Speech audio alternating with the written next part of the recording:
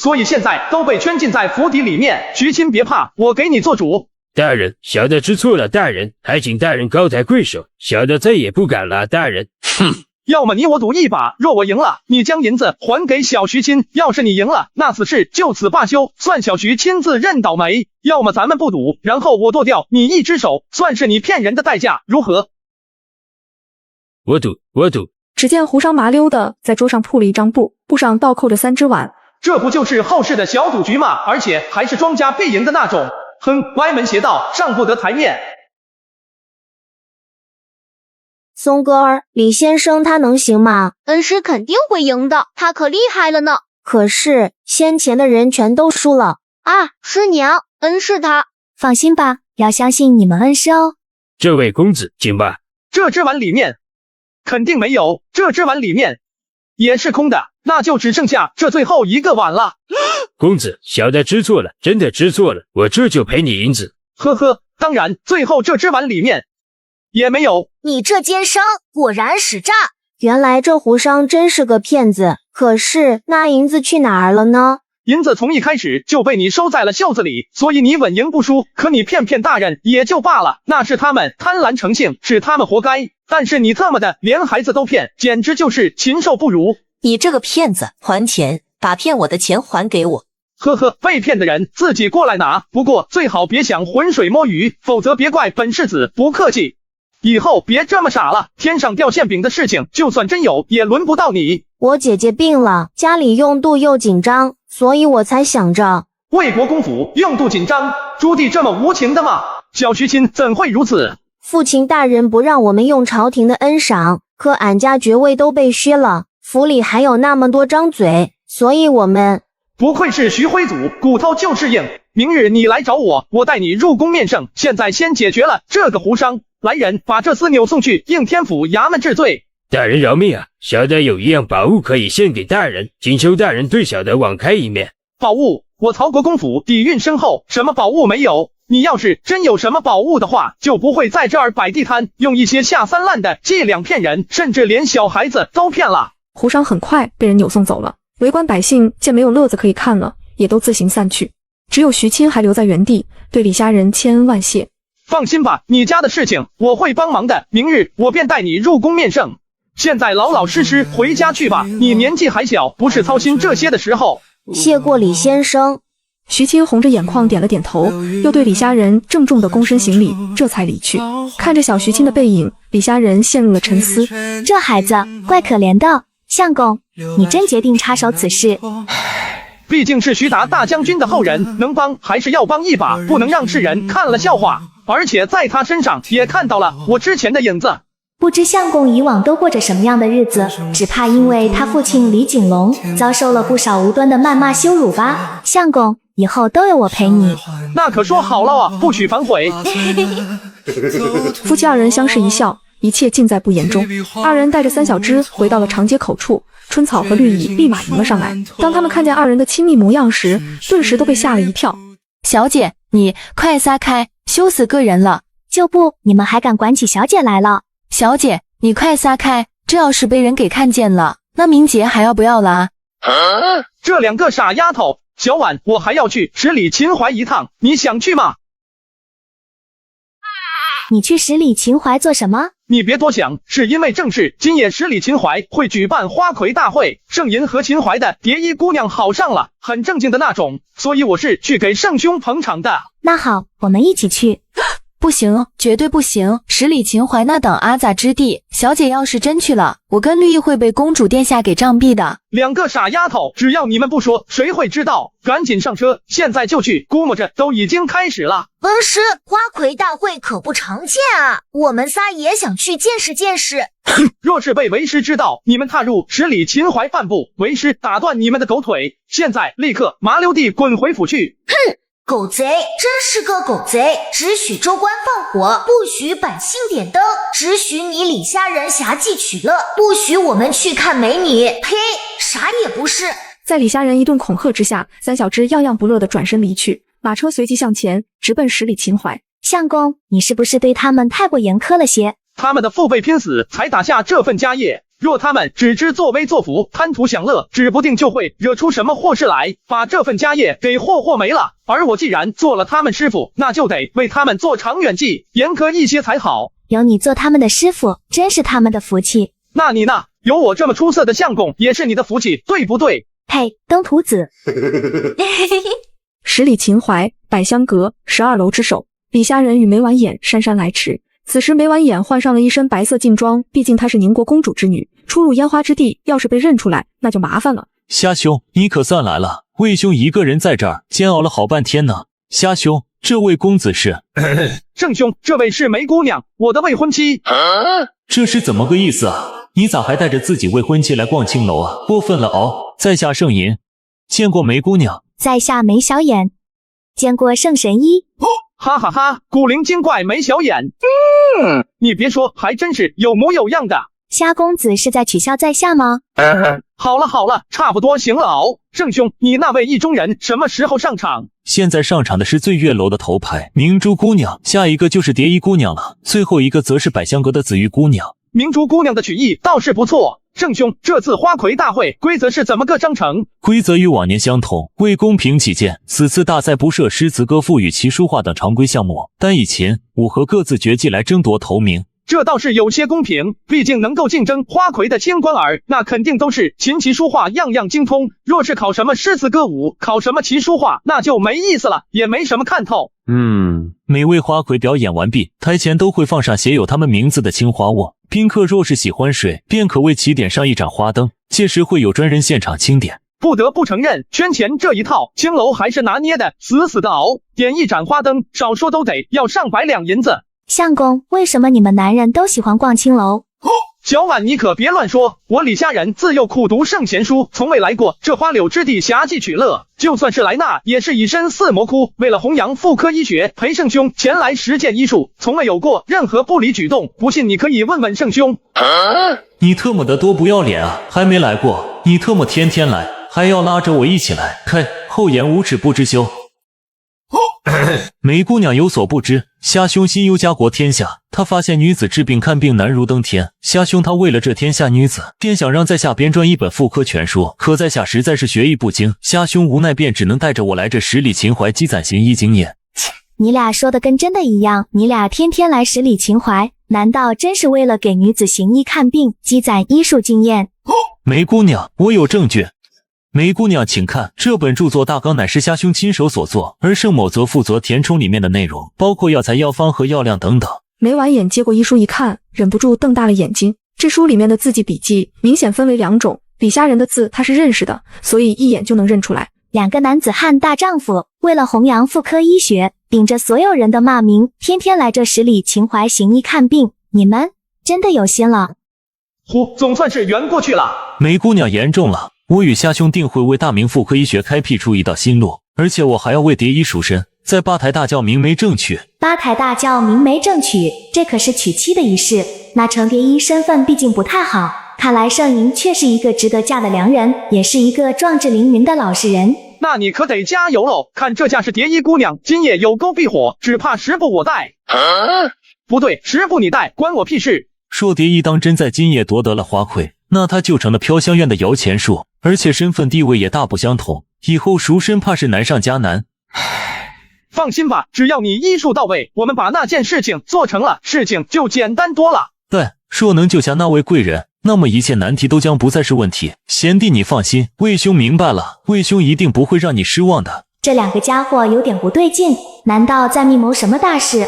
蝶衣上台了。李虾仁和眉婉眼听到这话，立刻看向了1楼舞台。只见程蝶衣一身素服，手持琵琶走上舞台，那模样端的是个柔弱可怜。相公，这参赛的姑娘哪一个不是精心打扮？可蝶衣姑娘为何是一身素服？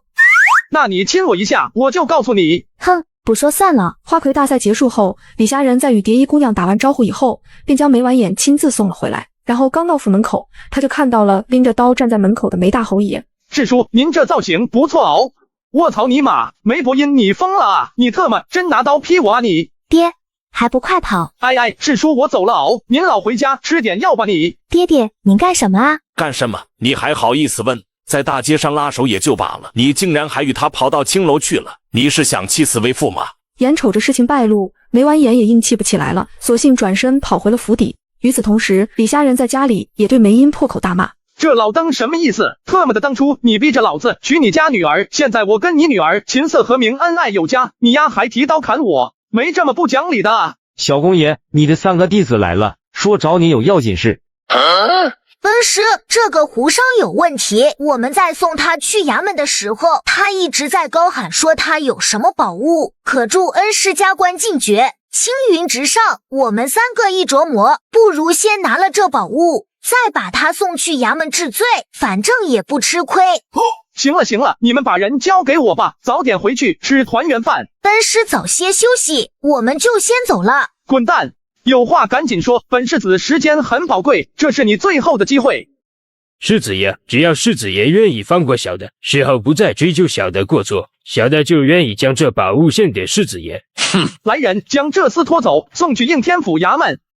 世子爷，小的真有宝物啊！此宝物可活命无数，救活大量百姓啊！救活大量百姓，还活命无数？怎么你这玩意儿是仙药啊？世子爷明鉴啊，小的说的都是真的，那是1、2种。此种大如拳，皮色朱红，心脆多汁，生熟皆可食，而且产量极高。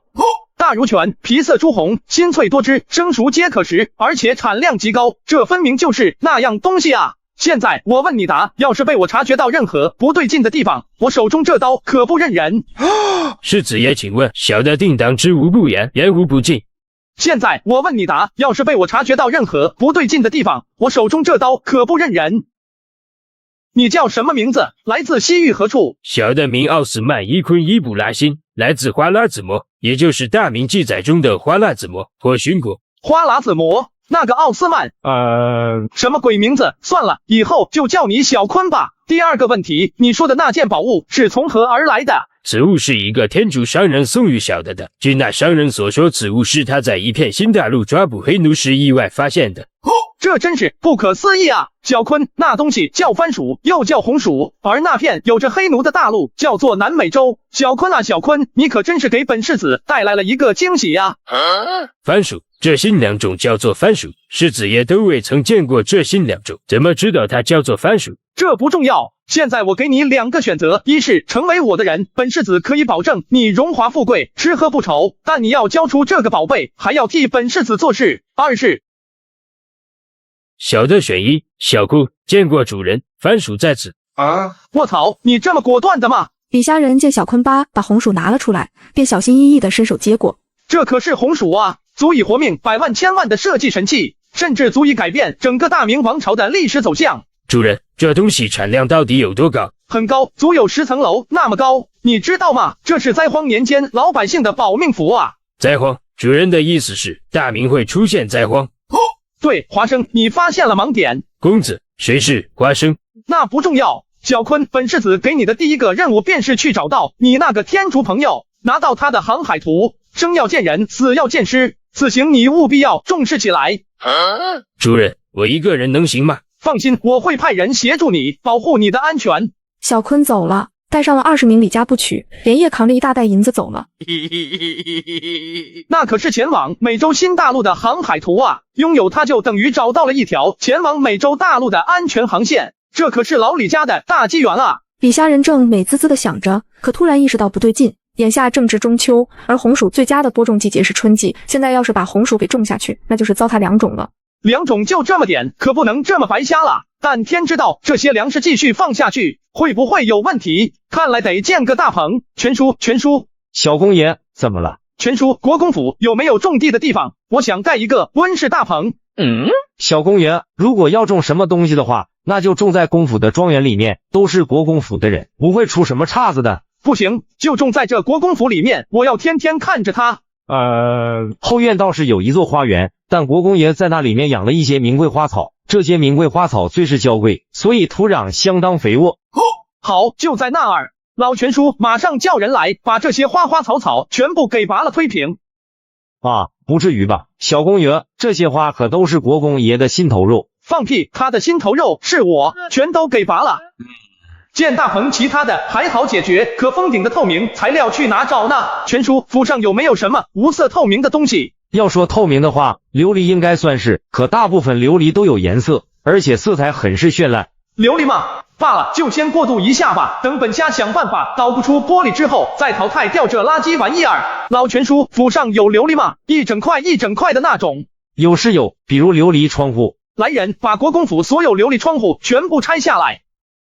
小公爷，不能拆啊，这可是老公爷打下来的家里啊。老全叔，你信我！来人，立刻拆下所有的琉璃窗户。李虾仁罕见的正色下令，老管家只能服从。李景龙在十里秦淮忙活了一宿，心满意足的回家了。然而等回到国公府的时候，却是瞬间就傻眼了。天杀的，这是谁干的？我那么精致一个国公府呢？我的琉璃窗子呢？报官，必须要报官啊！天杀的狗东西，竟然敢坏我的宅子！别嚎了，这是小公爷下令拆的。吾儿怎么开始拆家了？难道是因为我这个当爹的昨晚夜不归宿？小公爷还拆了后花园，你那些花花草草全都备好了，还建了个什么大棚，那些琉璃都被拿去封顶了。李虾仁，你这个孽障，老夫跟你拼了！琉璃封顶，你特么真是个败家子啊你！等李景龙走进棚子里面，只见李虾仁正蹲在地上细细打量着什么东西，双手还沾满了泥土，映入眼帘的是几根小嫩苗。啊，这到底是什么东西啊？值得你拆了自家窗户，拿来盖什么大棚？爹，全叔，你们知道南方水稻亩产量多少吗？南方水稻产量平均亩产200来斤，也就是20左右。而江南地区由于河流众多，土壤肥沃，亩产量一般在300斤到400斤之间，也就是30到40左右。如果我告诉你们，这世上有一心2种可以做到亩产20-30担的，亩产20-40，那也没有什么了不起的啊，也比不上江南水稻产量啊。你耳朵聋了吗？那是20-30石。什么20-30担？这怎么可能啊？你把舌头捋直了说，这事儿可开不得玩笑，这是比人命还要大破天的事情啊！呵呵，2-3-4担值得我如此重视吗？没错，2-3-4担不值得。那也就是说，20-30担啊！李景龙和李全对视了一眼，尽皆看出了对方眼中的狂喜之色。快去下令，此地列为国公府禁区，除了你我3人和那5个老农外，任何人不得擅自入内。此屋将会是我老李家最大的底牌。爹，在我培植出足够的2种之前，消息绝对不能走漏，听明白了吗？明白。直到把红薯粮种在了温室大棚里面，李虾仁这才算是安心了。可正当他准备去补觉时，门房却突然告知徐钦来了。啊，你怎么跟着徐钦搭上关系了？怎么，有什么问题吗？魏国公的家能不牵扯，还是尽量不要牵扯。这事情没有你想的那么简单。赶紧说说究竟怎么回事。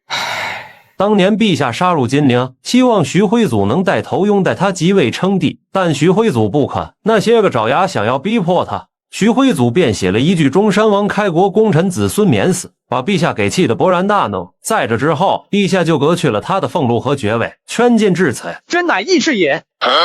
啥？怎么个事儿？啊，你可不能瞎掺和进去啊！放心吧，此事我心中有数，我只是带着这小徐钦入宫一趟，以探望皇后娘娘病情的名义，顺带再提上那么一嘴。很快，李虾仁来到前堂，小徐钦一见到他，立马就躬身行礼。见此情形，李虾仁笑了笑，随即拉着他的手一起坐上了马车，直奔皇宫而去。小徐钦，你以后想做个什么样的人？我不知道，父亲不让我习武，也不让我学习兵法。他说我老徐家这辈子都不会再碰兵权分毫。如果你愿意的话，明日来国子监做我的弟子，可好？因为父亲魏国公府遭逢大难，以往那些所谓的亲朋好友全都避之而不及，可眼前这位虾仁世子却愿意在此刻收我为弟子。弟子徐钦，拜见恩师。好，今儿个就算是把天捅破了，为师也要给你魏国公府鸣不平。中山王徐达的后人不该这般受苦受难，忠勇如徐徽祖这样的人也不该因此黯然落幕。可是我不该问，不该。虾仁世子可真是个妙人，世子这是准备带着这孩子去见皇后娘娘，有何不妥吗？魏国公府眼下的处境，虾仁世子想来也知道，若是皇后娘娘见到徐钦世子忧伤之下，万一加重了病情，那我们可真的担待不起。那这样吧，劳烦正宫带我去见陛下。虾仁世子当真想好了，魏国公府这滩浑水，你完全可以。多谢正宫好意，本世子已经收了徐钦为弟子，这弟子有事，老师扶其劳，天经地义。重情重义，真君子也。随即郑和便带着2人直奔议事大厅。朱棣此刻正与文武重臣商议戍边的事情。都说说吧，大宁都司如今出现了权力真空，该如何处置？陛下，大宁都司既已空虚，那不如就此舍弃，将大宁赏赐给朵颜三位。如此一来，既可彰显陛下赏罚分明，又可让朵颜三位为我大明戍守大宁之地，可谓是一箭双雕。爹呀，这万万不可！大宁可是战略要地，而且这是祖宗之地，绝不能就这么废弃不要。朱高煦一开口，邱福等晋南名将也纷纷跟上，声援二皇子。见此情形，黄怀和杨荣等文臣顿时全都站了出来支持大皇子，双方由此爆发出了激烈矛盾。都给朕滚！你们这些狗东西分明就是夹杂了私心，说白了，这些狗东西还是因为储君之争。看来这储君之争已经影响到了大明，不能再拖延下去了啊！陛下，虾仁世子求见，还带着徐钦世子。李虾仁、小徐钦这两个小家伙怎么搅到一起去了？让他们滚进来！说吧，有什么事情？这特么地来的不是时候啊！那个陛下啊，臣是没什么事儿，就是徐钦这孩子想见姑父了，所以臣这才带着他入宫。那个陛下，你们俩好好聊，臣就不打扰了哦，不打扰。恩师，这是什么行为？临阵脱逃，把我给卖了，狗贼啊！你是给朕站那儿，再走一步，朕打断你的狗腿！完蛋，羊入虎口，这他妈出门没看黄历啊！那个陛下啊，臣见您面带忧色，不知是何缘故。臣识君之路，当忠君之事，愿主动为君分忧。这个兔崽子还是第一次说出这种话来，让人还真有些不习惯。虾仁，方才文臣武将对于大宁都司是否该赏给朵颜三位的问题爆发了激烈的争吵，你说说该如何？陛下，大宁都司攸关我大明兴亡，绝不可将大宁赏给朵颜三位，非我族类，其心必异。敢问陛下是何人进献了谗言？臣请将此人五马分尸，满门抄斩，抄家灭族，杀光他全家。虾仁有心了，大宁之事朕会认真考虑，绝不会舍弃大宁。对了，你带徐钦入宫究竟是怎么回事？话音一落，李虾仁便将小徐钦被骗以及魏国公府眼下的艰难处境娓娓道来。徐辉祖那死倔驴宁愿饿肚子，也不肯接受朕和皇后降下的赏赐，简直就是混账至极。可他自己犯浑，牵连孩子家人算什么事儿？陛下，您与魏国公之间究竟是怎么回事？你确定你要听？朕说了，你可不要后悔。难道这里面还有什么隐情？事情并不像老纨绔说的那么简单。这事儿有点大了这个臣可不可以不听？晚了，既然气氛都到这儿，朕也不吐不快。朕与徐辉祖一起长大，情同兄弟，我唤他为大哥，哪怕他不愿拥戴朕即位称帝，朕也从没怪过他。可他千不该万不该，不该怀疑朕杀了。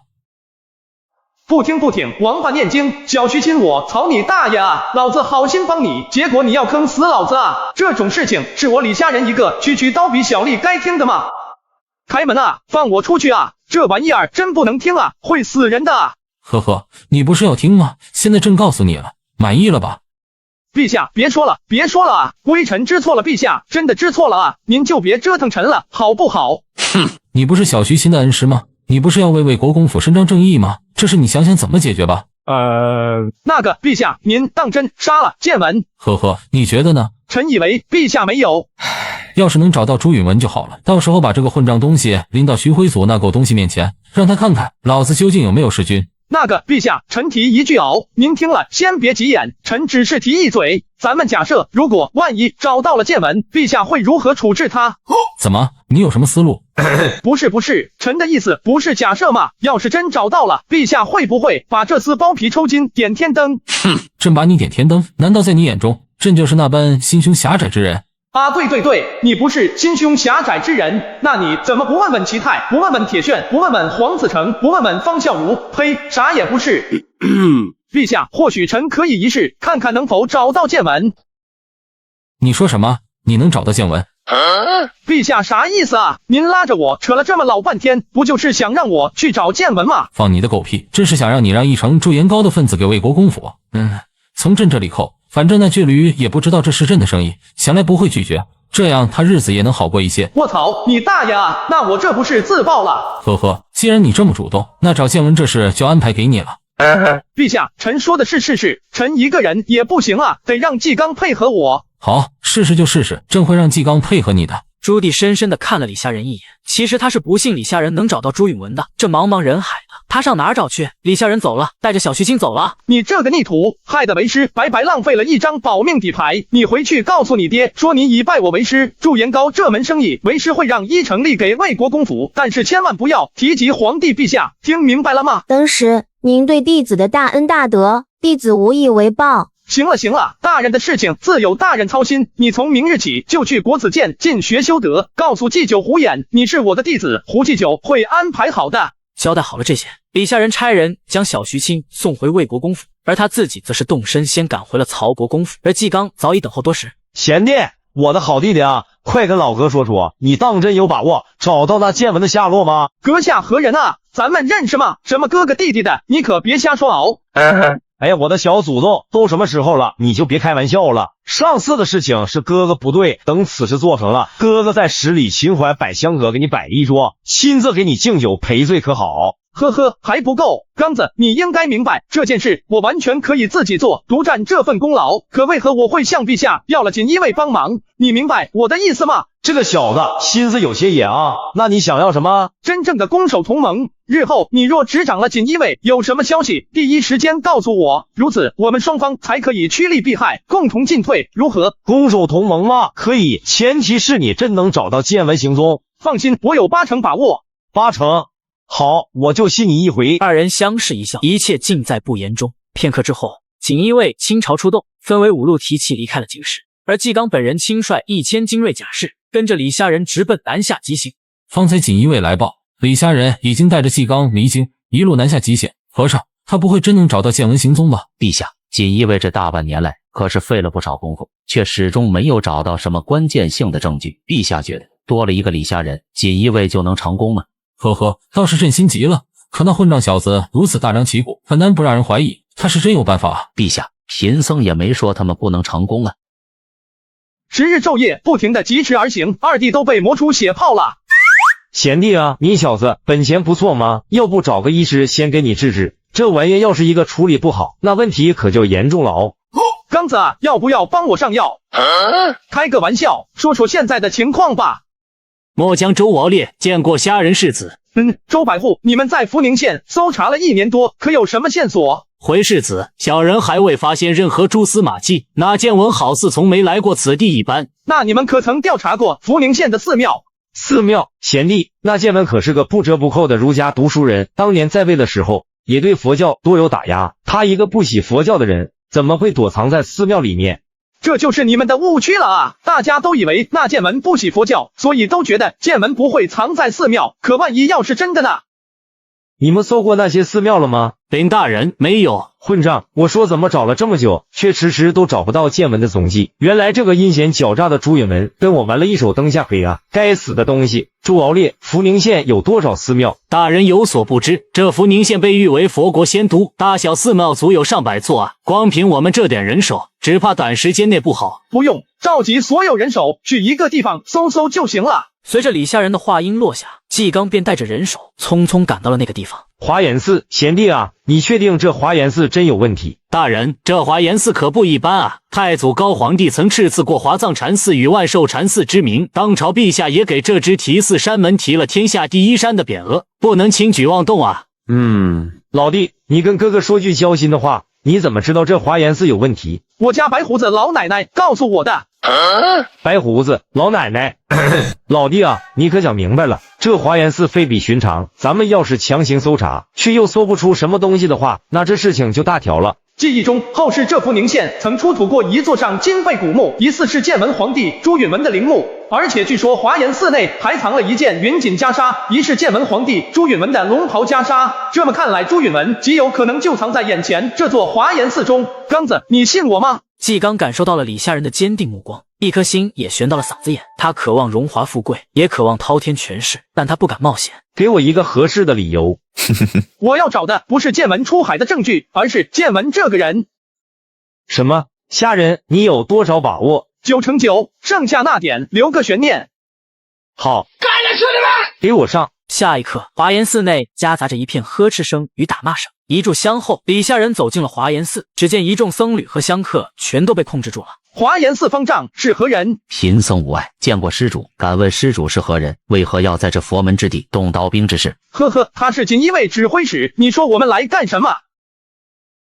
锦衣卫指挥使，这位施主，贫僧不明白你的意思。无碍大师，其他的废话就不用多说了，把人交出来。贫僧不明白施主何意。呵呵，大师是不是觉得靠着陛下所提的匾额，我锦衣卫便不敢在华严寺大开杀戒吗？这样吧，咱们玩一个游戏，每过1刻钟我就杀掉1人，大师可以决定谁先死，好不好？很快，一炷香的时间到了，无碍大师始终紧闭双眼，不发一语。他用实际行动做出了最后的回答。哦，时间到了，大师不选，那小子就帮你选。刚子，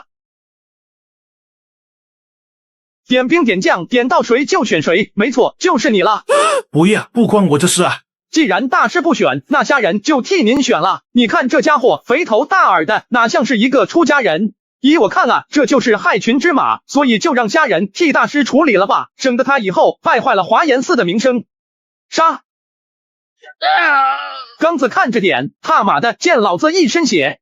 呵呵，这是第一个。大师可以继续闭目养神，但是大师要记得，此人是因你而死，并非是因我李虾仁而死。你这个恶贼，是人命如草芥，死后定会下18层地狱，永世不得超生。哦，谢谢你的祝福。你们佛教骂人就这水平吗？真是无趣。要不要本世子教你几句啊？比如说如母比也，就是我操你妈逼的意思。再比如如母乐个屁，就是。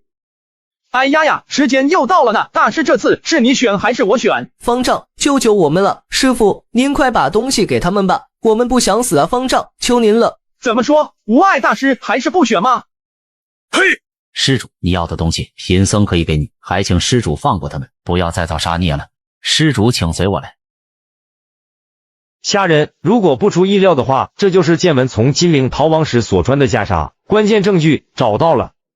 老和尚，我只问你一次，那人现在何处？施主，当年小僧确实收留过那位施主一段时间，但不过1月，那位施主便已乘船出海了，所以小僧并不知他现在何处，还请施主见谅。那个贤弟啊，剑文已经出海了，咱们是不是？老和尚，我再问你最后一遍，那人现在在哪儿？这位施主，贫僧已经说得很清楚了，那位施主早已经出海，贫僧也不知道他如今人在何处。哦，真的吗？呵呵，看来你真是不到黄河心不死啊！刚子，把所有僧侣沙弥全都押到大雄宝殿去。难道虾仁发现了什么？难道剑文没有出海？一想到这儿，纪刚顿时就兴奋了。片刻之后，整个华严寺所有僧人沙弥全都被锦衣卫押送到了大雄宝殿内。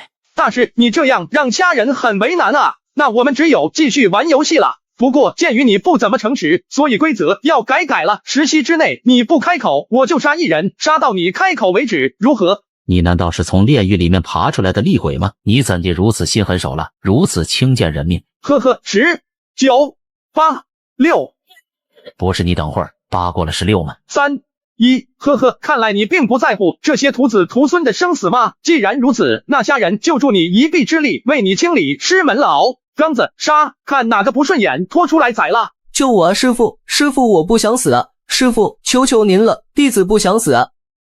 好，很好。所有锦衣卫听令，杀光整个华严寺所有人，僧侣香客鸡犬不留，把他们的人头堆在大雄宝殿，铸成金棺。老和尚，你不是想比比谁更狠吗？那你最好一直都别开口，我要你亲眼看着这传承数百年的华严寺因你无碍一人而亡，我要让这座香火鼎盛的古刹名寺化作人间鬼域。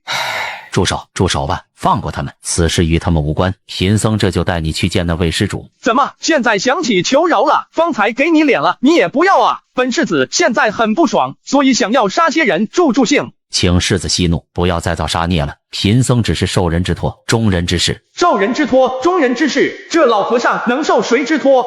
细思极恐啊！福宁县多山，华严寺所在的支提山也是群山环绕，一行人跋山涉水，很快就抵达了支提山最深处。2位施主，你们要找的人就在里面，还请2位施主言而有信，放过我华严寺众人，一切因果皆加无身，贫僧愿承担所有罪名。刚子，你上前去看看，是不是剑文？你怎么不去？纪刚，这特么是你锦衣卫的任务。不行，我现在有些腿软，动不了了。你们终于还是来了。阁下，请问您当年为什么会想到诈死脱身，逃出皇宫呢？没想到四叔竟如此恶毒，还这么一只苍蝇一直在贫僧耳边喋喋不休。你问就问吧，还掏出个小本本全记录下来，你这多不礼貌啊！燕军是大不可力敌，唯有诈死脱身，方才有一线生机。啊！谁让你这么写的？老子说什么了吗？你个小王八蛋，怎么堂而皇之的瞎写啊？那不就是这么个意思吗？不然阁下当年为何要故意放火，然后炸死逃亡？下人别说了，哥哥害怕。那你把耳朵闭上。当年燕军攻破了金陵，贫僧悲愤交集，北狱自焚，却被中奴救出，通过太祖为贫僧留下的密道逃出了金陵，而后便剃发为僧逃亡至福宁县。那敢问阁下，我爱大师曾说他是受人之托，中人之事，他是受何人所托？呵呵，你心中不是已经有答案了吗？不得不承认，朱重八同志还是牛笔，算到了一切，甚至还早早的给爱孙留下了一条生路。只是可惜，朱允炆并未直接乘船出海，反倒是留在了大明。阁下，请问你叫虾仁，又是世子，应该是曹国公世子吧？亲爹可是做了25载带路党啊，现在仇人当面，会不会分外眼红？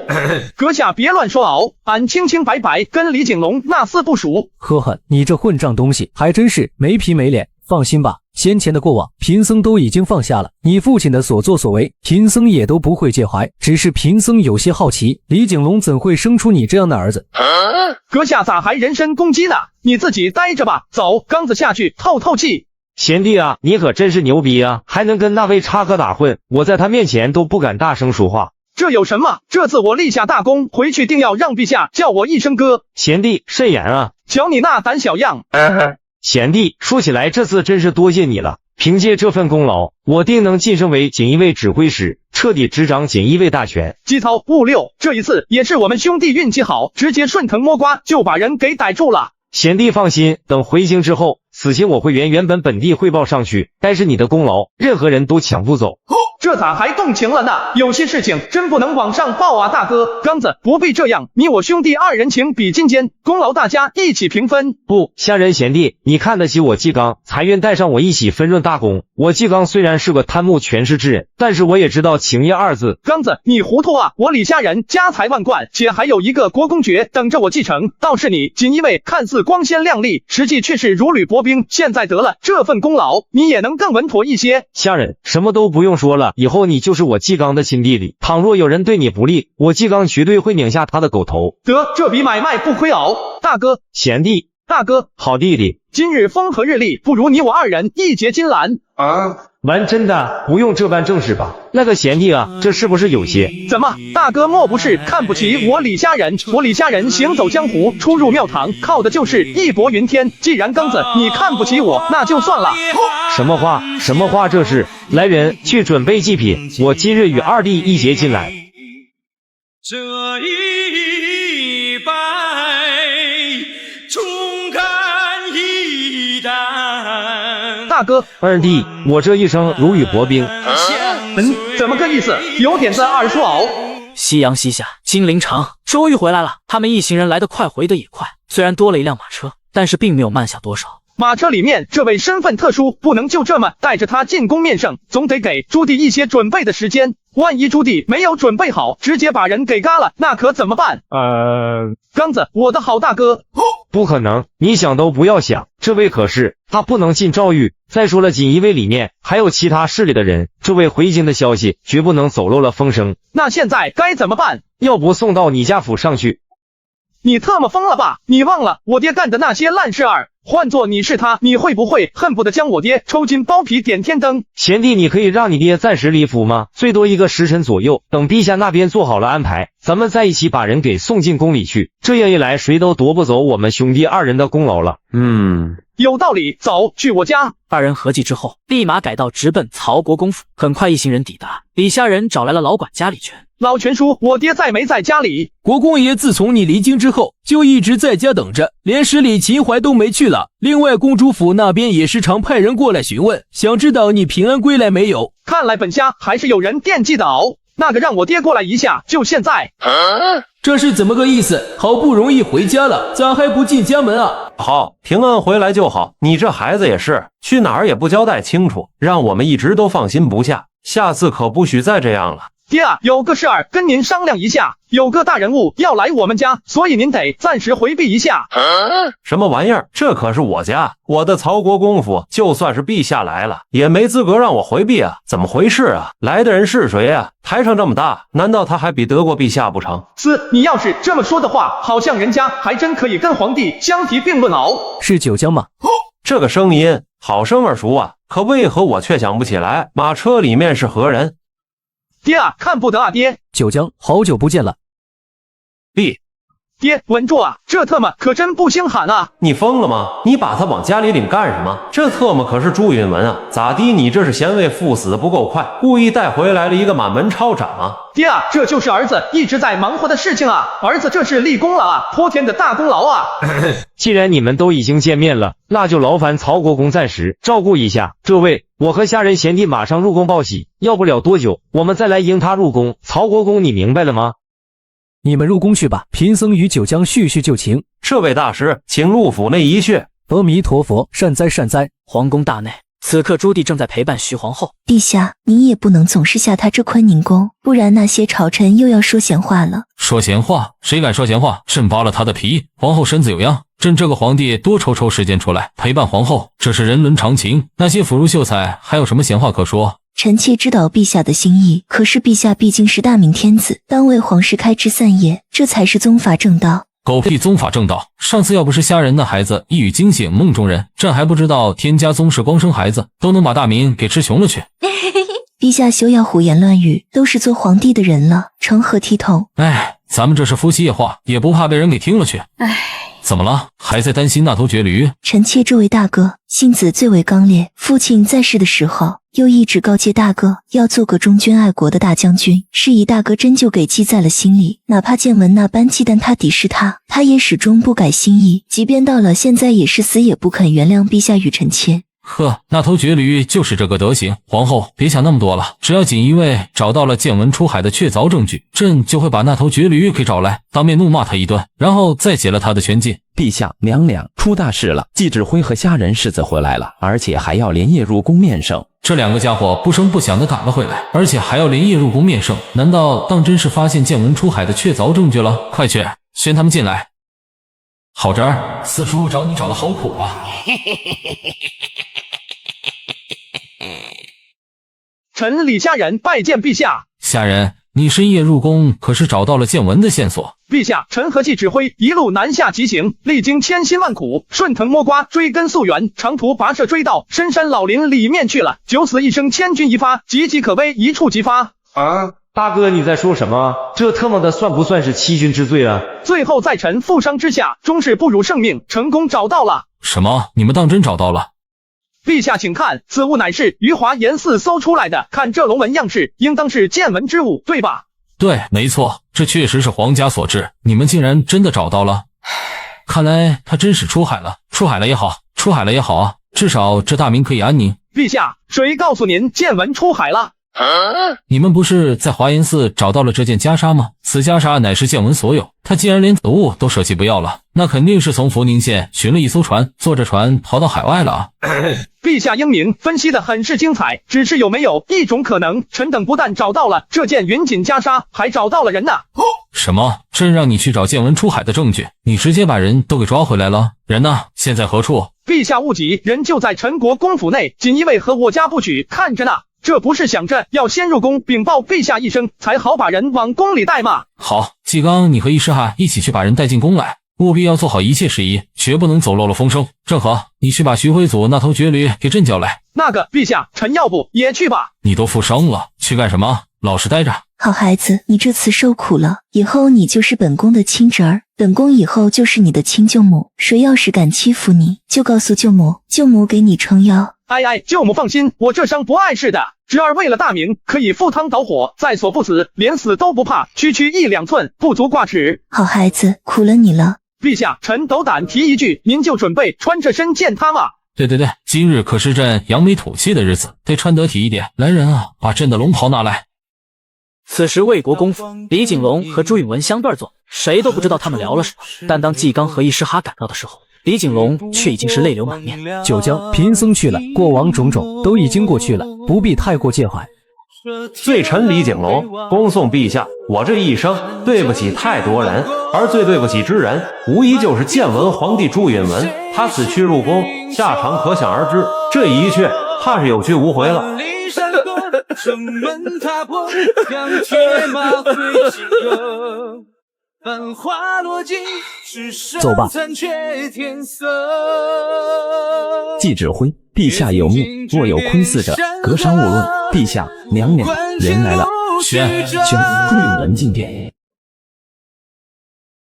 朱允文，果然是你，我的好侄儿。四叔找你找的好苦啊，你倒是好手段，宁肯一把火烧了紫禁城，也要让朕背上一个弑君的骂名。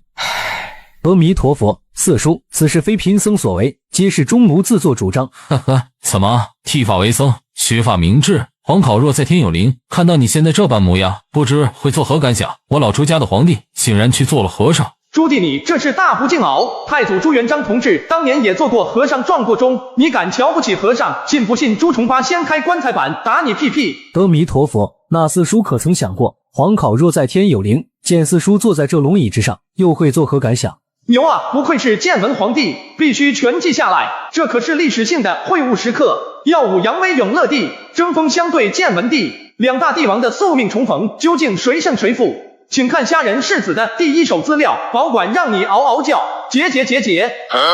俺们叔侄搁这交锋呢，你丫在哪儿节节怪笑个什么？咋地？你觉得很好笑吗？信不信朕砍了你的狗头？虾仁，安静一点哦，妖怪。可笑，好侄儿，你难道真以为朕不敢杀你吗？永乐皇帝不当人，一再威胁恐吓，试图迫使建文帝臣服。四叔，我已经死过一次了，真正的建文皇帝朱允文早已丧命在了那场大火里面，如今的我留下的不过是一具空壳，一具行尸走肉罢了。建文帝以退为进，打出一招行尸走肉拳，一寸长一寸强，一拳更比六拳狂。朕一直很不解，当年你是怎么逃出去的？这是不是？呵呵，紫禁城虽大，但要逃走一个人还是很容易的。只怕四叔想问的是，此事是否与皇考有关，对吧？建文帝见招拆招，原地起飞，丝毫不慌，一语道破永乐帝意图，顺势拿捏永乐帝，端的是个英明神武，睿智精明。罢了，朕懒得追究此事。朕还想问你一句，当年削藩之时，可曾想到过今日下场？削藩有什么不对？建文帝被触及，痛脚心神失守，侧身熄火，闪退8余里，试图重振旗鼓，择日再战，颓势已显，难以御敌。虾仁这孩子在写什么？满脸兴奋激动的样子，让人好想看上一眼。你说的对，削藩的确没错，但你不该逼死你12叔全家，逼得他受辱于苍途之手，举家自焚。你这个心狠手辣、愚不可及的蠢货，朕恨不得现在就宰了你，告慰襄王柏的在天之灵。提及襄王伯，朱允文同样神情黯然，他正准备开口解释，不料朱棣突然一个箭步上前，静静地看着李虾仁在那儿奋笔疾书。嘿！那个不是，二位大哥，你们听我解释。你个天杀的混账东西，竟敢这般编排阵！给我看看，你这混账真是该打！笑啊，你继续笑啊！朕今日不揍死你，朕就是你养的。我为大明流过血，我为大明立过功啊！舅母救命啊！舅母，杀人了！还不住手！好歹都是做过皇帝的人，成何体统？你们别忘了，虾仁可是有伤在身，打坏了怎么办？这里虾仁何时受了伤？你受伤了？他受伤不是你的人干的？我的人，贫僧遁入空门，早就遣散了一干人等，陪在贫僧身边的只是一些吃斋念佛的小沙弥。这混账杀来的时候，他们直接就都投降了，哪里会受伤？好啊，你这个混账东西，你不是说九死一生，千钧一发，险死还生吗？臣可没说是和人打架斗殴受伤的哦。那你这伤究竟怎么来的？这不是没怎么骑过马，所以磨破了胯下。你这死孩子，真是该挨揍！呵呵，多新鲜啊！你他妈起码磨破了皮，跑到朕面前高喊受伤了，还他妈的区区1、2寸，不足挂齿！呸，恶心，恶心死朕了！与此同时，一道人影在郑和的带领下，缓缓来到了坤宁宫。宫中深夜传召，难道是妹子出事了？陛下，魏国公到了。妹子，大哥来了，大哥对不起你啊，妹子。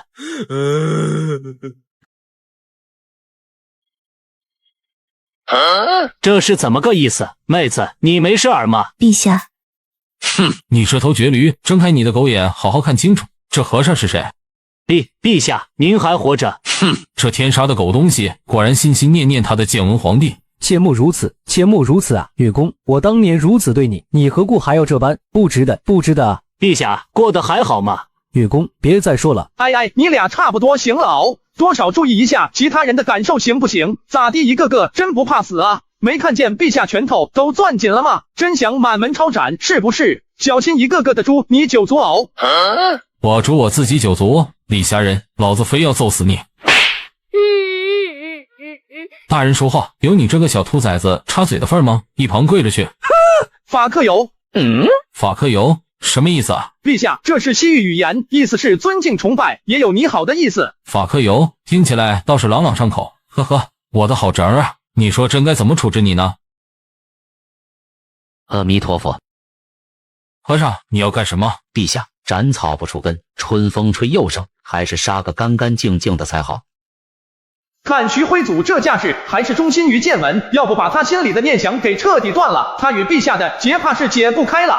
大师，您是真的出家了吧？这孩子的意思是，呵呵，也罢，四叔怕是不会放过我，就做个顺水人情吧。月公，当年贫僧听信文臣之言，大肆打压勋贵武臣，任由文臣执掌朝政大权之时，你为何不进言阻止？哈，进言，臣当如何进言？我徐辉祖本就为君所忌，陛下又对齐黄方等府如言听计从，我该如何进言？对啊，你也愤愤不平，你也心怀怨愤，你也明白贫僧是个昏庸弱主，那你又何苦再坚守那什么君臣大义呢？允公啊，贫僧这辈子犯下了太多错，别再让贫僧背负你这一笔了。你本是中山王徐达的后人，当为我大明尽忠职守，护我大明万世安宁，这是你的使命，更是你的职责。陛下。呵呵，前唐将上朝信启，今日方知我是我。建文帝也好，朱允文也罢，早已丧命在了那场大火之中。贫僧如今只是一种忠哭骨耳，你我之间缘尽于此。臣徐辉祖叩见陛下。大哥，快请起。陛下，允文已是方外之人，还请陛下念及血脉亲情，饶他一命吧。和尚，你要干什么？陛下别忘了，当年您打的可是奉天靖南清君侧的名义，现在朱允文非但没死，而且就在这紫禁城中，那你让天下臣民怎么看？还不如直接杀了他，永绝后患。陛下，他毕竟是一文太子的血脉啊。呵呵，陛下，杀与不杀皆有利弊，臣是建议斩草除根的。朱棣脸色罕见的凝重了起来，因为姚广孝用上了臣这个称呼，那就意味着此事牵扯很重。可是臣也清楚，这朱允文毕竟是一文太子的血脉后人，又是陛下亲侄，只怕陛下也不忍杀他。既如此，那就圈禁终生吧。只是这圈禁的地方，还需仔细斟酌一二。少师此言有理，既然他已出家，那就让他安安心心的吃斋念佛吧。朕的意思是将他安置在某处寺庙之中，少师以为如何？陛下，不如将他安置在天界寺，如何？哈哈，少师懂朕，就这么定了。陛下英明。阿弥陀佛。太子大哥，臣弟这样做，你会怪弟弟吗？太子大哥，我朱棣对不起你啊！若非你这儿子，臣弟又怎会如此啊，大哥？朱棣哭得很是动情，但谁也不知道他是装的还是真的。见此情形，朱允文心中更加悲痛，回想起他父皇的音容笑貌，眼泪更是不争气的掉落下来。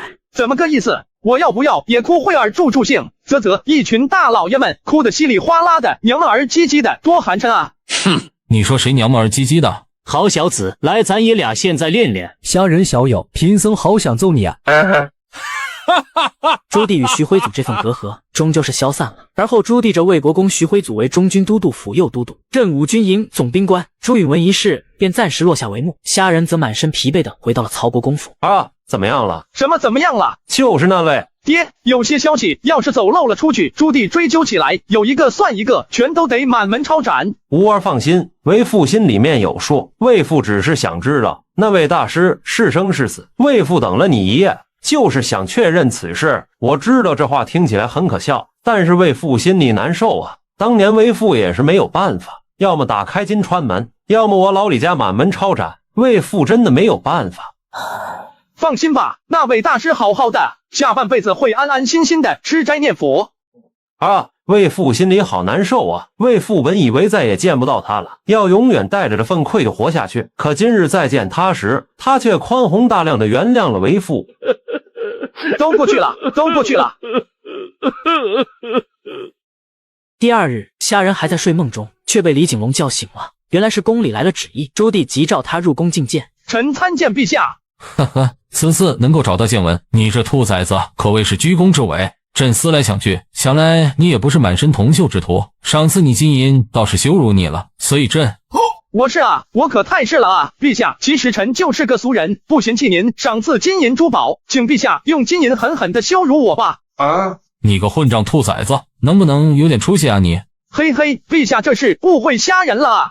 我虾仁是在乎那点金银吗？我在乎的是陛下的认可。这赏赐的金银珠宝越多，就证明陛下对虾仁就越是满意。是以陛下啊，您可得赏罚分明啊，快羞辱我吧！放心，你此次立下大功，朕不会亏待了你。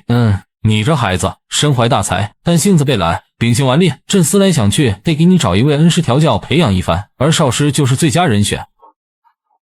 少师姚广孝，你让姚广孝做我师傅。朱棣，你特么的疯了吧你！虾仁小友，贫僧观你骨骼惊奇，让贫僧不禁想把玩一番呀。陛下，臣错了，臣真的错了，臣也不要赏赐了，咱们就此别过，各自安好，互不打扰。混账东西，你再动一步，朕打断你的狗腿，还不滚过来跪下拜师？我拜你大爷啊，那可是妖僧姚广孝啊，老子跟着他能学些啥？学姚广孝的屠龙术吗？屠了你老朱家满门！陛下，少师乃佛门清修之人，家人随心所欲惯了，只怕不适合做少师的弟子啊。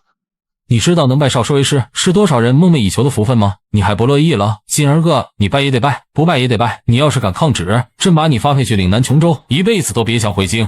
琼州不就是海南吗？老子天天钓鱼也行啊！混账东西，你在嘀咕什么？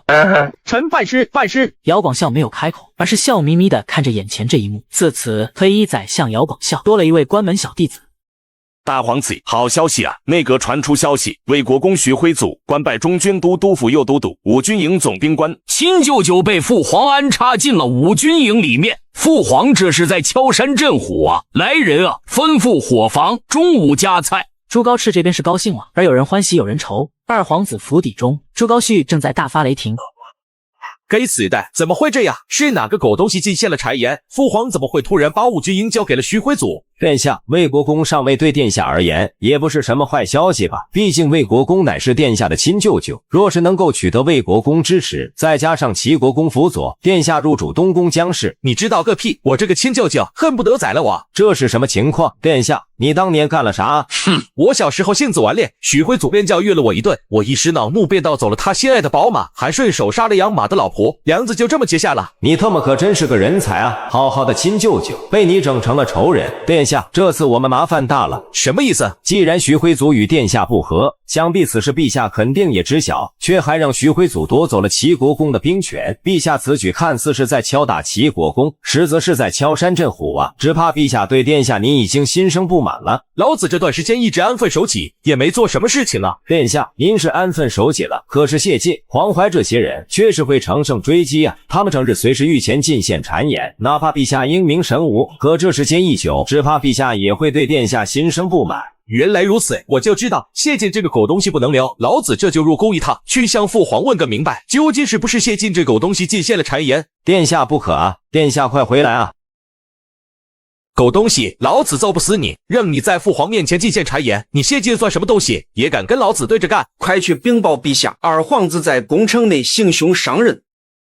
这次虾仁又立下大功，但唯恐这小子被小人所嫉恨，所以朕打算把这次封赏算在完颜头上。皇后，你觉得应该赐给完颜什么爵位？臣妾觉着吧，至少得是个郡主。说起来，完颜也是自家孩子，虾仁又归为国公世子，现在完颜成了郡主，也算是门当户对了。倒是便宜这小子了。此事敲定，朱棣当即唤来一师哈，命他前去内阁拟诏，然后亲自送到公主府去。一师哈前脚刚走，朕和后脚就进来了。陛下，出事了！二皇子在宫城内将谢学士打成了重伤，现已被禁军甲士擒拿。这个畜生！正和，去将人给朕带过来。爹，儿臣不是有新大爹，是谢晋，他先断臣无礼在先。你这个逆子，谁给你的胆子，胆敢在宫城殴打朝堂重臣呢？攻城行凶，殴打朝堂重臣，这两条随便一条，都够将你直接斩首示众的。爹呀，真不是儿臣的错啊！要是谢晋当真丧命了，朕都保不住你。来人，将他押回府邸，圈禁。正和，你去太医院盯着谢晋，若有情况随时禀报。奴婢遵旨。老二如此暴虐无道，目无法纪，当真适合做皇帝吗？只怕真会如皇后所说，他真有可能会成为下一个隋炀帝啊！而此时杨荣在得知此事后，便怂恿客到言官直奔承天门，请求面圣严惩朱高煦。而这是自永乐历朝以来第一次爆发的百官服阙事件。陛下，此事已经闹大了。那谢晋本就是近身之首，贵为内阁大学士，于士林之中威望极高，现如今压是压不住了。怎么，你要朕杀了老二，以平息士林之怒？此事绝无可能，虎毒尚且不食子，他毕竟是朕的亲儿子。那如今唯有请大皇子出马了。和尚，你的意思是？陛下，这些文臣近身对大皇子一向敬重，此刻唯有让大皇子出面将他们给安抚下去。大事化小，小事化了。经此一事，只怕老大入主东宫将会是铁板钉钉的事情。但这确实是眼下最好的解决办法了。罢了，来人，去传大皇子入宫。与此同时，梅府帝释哈领着圣旨赶了过来，宣读起了旨意。奉天承运皇帝诏曰：宁国公主之女梅氏完颜，品行端庄，贤德淑良，今敕封其为安乐郡主。我这就成郡主了。公公可知这封旨意是怎么回事？回郡主的话，虾仁世子又立下大功，但陛下担心封赏太过，致使虾仁世子被小人所嫉恨，所以这封功劳就算在了完颜小主身上。哼，坏家伙，你真厉害呀！此时承天门前乌泱泱的跪倒了一大片官员，场面极其震撼。该死的朱高煦，你可真不是个东西啊！我这个总宪大人，竟连手下的科道言官都管不住，现在事情闹得这么大，这若是陛下追究起来，我铁定是废了。吴总宪，这是你的意思？殿下明鉴，真不是臣授意的。殿下，这是一个大好机会，二皇子犯下如此大错，若不严惩，何以正朝纲？明谕令。殿下，此事对殿下而言乃是一个天赐良机，还请殿下切莫再退让了。你们真是糊涂啊！尔等如此行事，是想置我于不仁不义之地吗？还不速速让这些科道言官退去！殿下啊，谢学是可是臣的挚友亲朋，至交好友啊。再说了，错本就在二皇子身上，还请殿下以大局为重啊。殿下不可，殿下可入内为二皇子求情，但绝不可行落井下石之事。这个杨士奇倒是个明事理的，也是个聪明的，速速让他们退去，我这就去面圣。话音一落，大胖胖转身就走，留下众人面面相觑。很快，朱高炽走进了乾清宫。儿臣参见父皇。此事你怎么看？父皇，此事二弟确实有错，但罪不至死，小惩大戒即可。那你想过承天门外那些科道言官该怎么办吗？科道言官所求无非是正律令，儿臣以为对他们动之以情，晓之以理，劝返即可。赤儿仁慈有余，就是太过妇人之仁了。他这性子真能守得住大明基业？呵呵，你去试试吧。片刻后，朱高炽重新回到了承天门。黄怀、胡广等人见状，便立刻围拢了过来。殿下，敢问陛下准备如何处置二皇子？如何处置？老二就算再怎么不成器，犯下了再大的祸事，他都是当年靖难立下了赫赫战功的二皇子，你想如何处置？殿下，皇子犯法与庶民同罪，朱高煦无光无忌，残害忠良在前，难道陛下还要包庇维护吗？错在那狂徒朱高煦，不在我等骨鲠忠良。此事就到此为止吧，剩下的事情，殿下切莫再插手其中了。是其不妨直言。浑赫，就算殿下劝退了百官，陛下真就会满意吗？殿下不来，群臣就跪地朝天阙；殿下一来，群臣就老老实实的走了，这很难不让人多想。殿下现在要做的是回去向陛下请罪，您劝不退我们，否则将会留下隐患。好险，真是好险啊！是其，我明白了，我这就去见父皇。父皇恕罪，儿臣办事不力，没能劝退那些科道言官。呵呵，这些科道言官都是些自以为是的硬骨头，你能劝退他们，那才是怪事。此事你就不要参与了，朕自有决断，你先回去吧。儿臣告退。和尚，赤儿这心终究是有些软啊。君心软，这对臣民而言是一件好事，只要有人心不软就行了。很多事情并不需要君亲自去做。你是说虾仁那孩子？呵，他倒是个心狠手辣的，一言不合就要杀人全家。陛下，圣旨已下，宗正寺已经重新为安乐郡主登记造册。你速去曹国公府一趟，传召李虾仁，朕要立刻见他。这件事情说到底还是因为他李虾仁而起，若非他找回了建文，朕也不会与徐辉祖和解，也不会夺了邱府的兵权，那老二就不会入宫，老二不入宫，那这场祸事就不会发生。陛下英明，臣钦佩至极。曹国公府，李虾仁正睡得正香，却突然被李景龙叫醒了。你干嘛？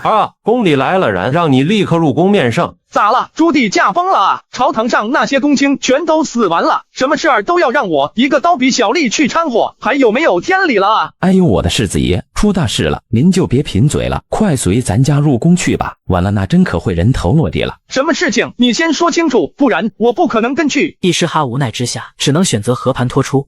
朱高煦行凶伤人，谢文狗被打得生死不明，哥到言官全部去朝天阙了。我特么就睡了一会儿，你们就玩这么大的吗？世子爷啊，别愣神了，快随咱家入宫去吧。不去，来人，送客将此撩乱棍打出去。要是陛下问起来，就说我李虾仁已经当场暴毙了，尸体都埋了半截了。世子，虾仁世子，你这是抗旨啊！世子，李虾仁终究还是去了，哪怕他再如何不乐意，可说归说，闹归闹，不能拿皇帝开玩笑啊！这可真是大场面，大制作鳌，哥到言官朝天阙，哪怕是洪武年间都没有发生过。不过此事当真是一场凶案那么简单吗？哎呦，谢学士，这是什么造型啊？咋地玩起 cosplay 了啊？易公公，话说那朱高煦为何要暴打谢晋一顿？奴婢也不太清楚，或许是二皇子以为魏国公一事乃是谢晋所为。那谢晋这回岂不是替本家背锅了？哎，这位二皇子真是脾气暴虐，不当人子啊！我们谢大学士多好一个人啊，他怎么就忍心下得去这种毒手？尼玛的，要不是咱家知道你和谢晋之间的那些恩怨，还当真会听信了你的鬼话。易公公，不知那谢文狗如今是死是活？听说看起来情况不怎么好，浑身上下到处都是鲜血淋漓的。朱高煦啊，朱高煦，你最好祈求谢晋不要死，不然你就等着天下读书人的怒火吧。很快二人赶到了乾清宫，一走进这乾清宫，李虾仁就感受到了气氛有些不太对劲。虾仁拜见陛下。虾仁，此事你怎么看？元芳，你怎么看？用眼睛看。陛下，此事牵连慎重，臣不敢妄议。哼，朕让你来是让你想办法解决此事的，不是让你来说臣不敢妄议的。呵呵，不知陛下底线在哪里，或者说陛下想要一个什么结果？直说就是，朕没心情跟你打哑谜。陛下，此案是非曲直，一目了然，当如何处理？国朝自有律令，二皇子之事，照国朝律令，当斩首示众，以儆效尤。此话一出，大殿内的温度凭空冷了几分。朱棣一张脸瞬间阴沉如水，眼睛死死地盯着李虾仁。但是太祖高皇帝7年定下了规矩，宗室成员犯案可罪减1等，是以二皇子殿下这死罪可免，但活罪难逃。不行，那可是朕最宠爱的儿子，废为庶民，圈禁到死，想都别想。陛下，有些规矩一旦破了，那再想重建可就难了。若是国家律令失去了威严与公信力，那就会形同虚设，如若无物，于国朝不利啊。朕说了，不行，二皇子近南有功，论功绩丝毫不亚于众公侯，若是因此就被废为庶人，圈禁到死，三军将士只怕难以心服。陛下，功过不能相抵，否则一名将军在前线浴血奋战，立下了赫赫战功，难道他还朝之后就可以肆意欺压、屠戮国朝臣民了吗？李虾仁，朕说了，不行，那就没办法了，老子不干了，爱谁谁，关老子屁事。虾仁，朕唤你来，不是让你来提大明律令的。要是真按照大明律令判法，朕还找你做什么？陛下，此案已涉及到国朝政局，不是随便就能压下去的。当然，陛下口含天宪言出法随，完全可以一句话把此案给强行压下去。可是这之后呢？要是日后哪位皇子亲王再犯了死罪，陛下此举就是他们破坏礼法的最好例证。你这混账！看着朱棣的目光，虾仁没有丝毫退让，而是始终冷眼直视着朱棣。这一幕落到姚广孝眼里，他竟是欣慰的点了点头。无道不顾也，这个关门弟子比想象之中的还要出色。朕知道你们的意思，可是朱高煦是朕的儿子，当年他在靖难战场上好几次拼死救了朕，朕不能就这么把他给废了，不能啊！呵呵，看来还是私情战胜了理智。陛下，眼前这局面想要妥善解决，其实并不是难事，唯一的难点在于那谢文狗。咱们那位谢大学士现在情况怎么样了？谢文狗，你这个兔崽子，真是成天净给人家乱取混号。呵呵，医师哈，去看看那谢文狗怎么样了。医师哈去得快，回来的也快，只是这一次回来，脸上明显是带着笑容的。陛下，少师，虾仁世子谢学士伤势已经控制住了，想来二皇子殿下还是留了手的。真是可惜了哦！要是朱高煦把谢文狗给打死了，那两个仇人全都玩完了，那该多好！朱高煦也不行啊，咋地力气全都使在女人肚皮上面了，虚了、废了、软了，硬不起了，呸，啥也不是。你这兔崽子，你满脸可惜是什么意思？陛下，您看错了，臣这是高兴熬。呵呵，你装什么？朕还不知道你那些小心思。既然谢文狗还活着，那就由你去安抚住他，将此事给顺利解决了。凭什么啊，陛下？臣给陛下进言献策，陛下不赏赐臣也就罢了，怎地还要过河拆桥、卸磨杀驴？哼，此事就是因你而起，你说凭什么？如果不是朕册封完颜为郡主，谢晋就不会入宫拟诏，也不会撞见老二，平白惹出这么大的祸事。郡主，文眼成郡主了，真的假的？哎妈，惊喜来的太突然了哦。那个陛下，这圣旨下了吗？虾仁世子放心，咱家亲自去的。完颜小主现在已经贵为安乐郡主了。那易公公有没有提一嘴我是因为我的原因？提了的。易公公办事就是靠谱哦。今晚十里秦淮，咱们不见不散。我做东给你包圆了。虾仁不得无礼。顺嘴，陛下恕罪。哼，赶紧去办事，朕看见你就心烦。陛下筹码不够，想要将此事彻底压下去，那就必须要满足谢文狗和那些科道言官的诉求。但谢晋这些人的诉求只有一个，那就是册封大皇子为太子。可老大真要是入主了东宫，那老二就彻底没机会了啊！少师，你怎么看？陛下，大宁都司既然要重建，那就少不得需要有人镇守主持。此外，还有开平卫、宣府镇、大同镇等边塞重镇，也需要派遣得力干将前去坐镇。想来眼下倒是个不错的机会。罢了，此事就此定了吧。告诉那些朝臣，朕会遣诸将出镇边关。至于二皇子朱高煦，闭门思过半年，无诏不得随意出入。圈禁半年，勋贵武臣全部逐出帝都，这是什么权力的游戏啊？用勋贵武臣全部出镇边塞，换取了朱高煦的一线生机。此后二皇子再想要夺嫡争位，怕是没可能了。陛下，还有那些科道言官，你还想要什么？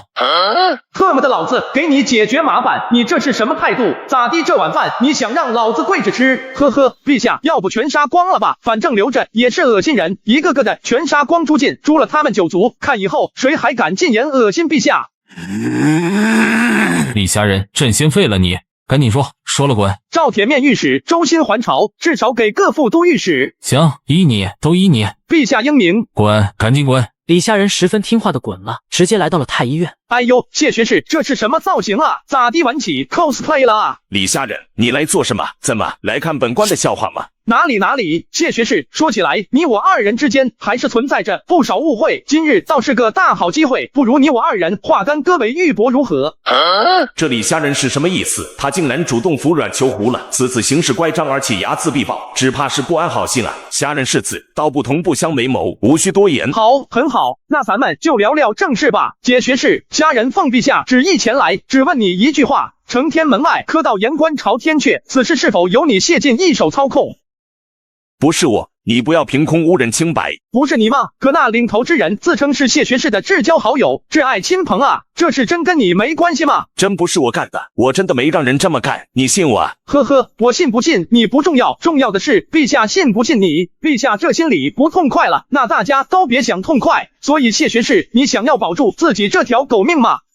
谢学士想要保命的话，就赶紧让承天门外那些人滚蛋，否则天子一怒，伏尸百万，流血飘橹。此事已经脱离了掌控，就算我现在亲自前去，只怕他们也不会听我的命令啊。放心，你去告诉他们，陛下已将二皇子圈禁半年。此外，陛下将会赵州新入京，执掌督察院，也算是满足了他们的诉求。什么？我被朱高煦那狂徒打了个半死，陛下竟然只是罚其闭门思过半年？还没完呢，陛下已经下旨，把一众武勋全部逐出金陵帝都，前往边塞军镇戍边了，这总行了吧？好啊，那二皇子党羽势力等同于是被连根拔起了。如此看来的话，我这顿打没有败呀。对了，为防事情有变，谢学士去劝他们的时候，必须要实话实说，是你无礼在先，没有向二皇子行礼。凭什么？明明就是那朱高煦。事实真相已然不重要了，重要的是尽快解决此事。至于你谢晋，经过此事，陛下念着你一份情，大皇子念着你一份功，还有什么不满意的？李虾仁一张嘴，端的是个厉害无比。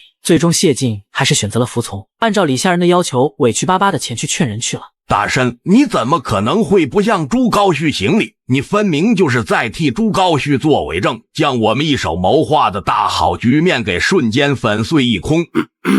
没办法，陛下给出的筹码太多了，容不得老夫拒绝。陛下已经下旨罚二皇子闭门思过半年，此外还将一众武勋全部逐出金陵，前往边塞戍边，还召周兴还朝，执掌督察院。如果是这样的话，那好像还勉强可以接受哦。半年时间，我们就是抬，也要把大皇子给抬进东宫里去。是以这场争斗，说到底还是他们赢了。一想到这儿，众人也就不停留了，簇拥着谢晋出宫而去。这一幕很快就被锦衣卫禀报给了朱棣。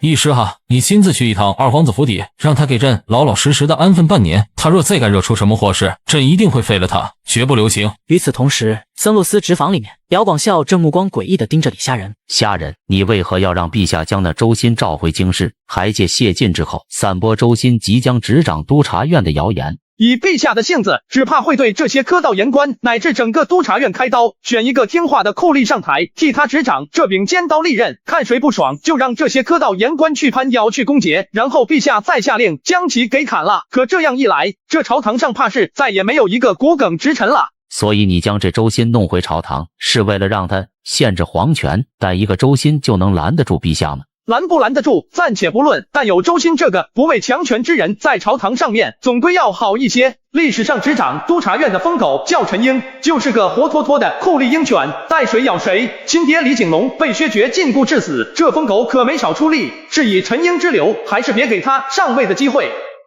此时二皇子府邸，朱高煦一脸不可置信地看着义师哈咆哮道：“这不可能，父皇怎么可能会圈禁我？殿下，请注意你的态度，陛下发话了，殿下若再不知悔改，惹出了什么祸事，陛下定会废了殿下，绝不留情。奴婢话说完了，奴婢告退。”哼，这天下是我朱高煦打下来的，父皇却要让老大做太子，让老大接他的班，凭什么？他凭什么能够压我一头？难道就因为他是老大吗？小的敢问殿下，非要争一争那储君的位置不可吗？必须要争，那个位置本来就是我的。殿下真要争，那就必须听从我的安排，这是殿下最后的机会。如果殿下再出错的话，那定然与太子大位无缘。从今日起，我朱高煦定对王先生言听计从，若有半点不从，定不得好死，天打雷劈。好，咱们翻身的第一步就是读书。读书？先生让我读书，别开玩笑了。殿下可还记得自己方才的誓言？齐国公府，这座昔日门庭若市的第一武勋府邸，此刻却是门可罗雀，连个访客都没有。人呐，都死哪儿去了？赶紧告诉我大哥，他二弟三弟来了，赶紧备好酒菜，今夜不醉不归。滚！让他们给老子滚！尤其是李虾仁那兔崽子，给老子乱棍打出去！邱福，你个王八蛋，听说你要死了，老子给你送终来了。李虾仁，老子砍死你！齐国公府，李虾仁满脸不爽地坐在位置上面，还时不时地哼唧两声。你哼唧个什么？不愿意待着就滚，老子没请你来。够了，都是自家兄弟，吵什么？呵呵，兄弟，虾仁世子现在可是御前红人啊！我邱福一个卑贱武夫，怎么高攀得起？邱福，你他妈的！怎么，你李虾仁敢做，还怕老子说？邱福，你把话说清楚了，我哪里对不起你？如果不是你自己旗帜鲜明的支持朱高煦，引起陛下的忌惮，又怎会被剥夺了大部分的权利？如果不是那朱高煦一再做出蠢事，陛下怎会将他圈禁？合着你自己做的蠢事全推我身上，你礼貌吗？老三说的没错，越是身居高位，越应如履薄冰。咱们本就不应该卷进这些朝堂争斗之中，更不应该插手夺嫡之争，否则只会招来横祸。你们说的这些，我又何尝不懂？可毕竟二皇子跟我有着过命交情，要是连我都不支持他的话，那谁还会支持他呢？邱福，我只警告你一次，你真正效忠的对象是朱棣，不是朱棣的儿子。陛下还活着呢，你现在选择向朱高煦效忠，我看你真是老寿星上吊活腻了啊！老子没有向朱高煦效忠。那你现在是什么意思？称病不出，向陛下表达不满，你让陛下怎么想？怎么我不过是敲打了你一下，你还敢心怀不满了？我没有，我只是不痛快。呵呵，不痛快？你的所作所为就差在脸上写着你朱棣赶紧去死，我要朱高煦当皇帝了。你就这么装下去吧，迟早有一天陛下忍不住了，将你满门抄斩。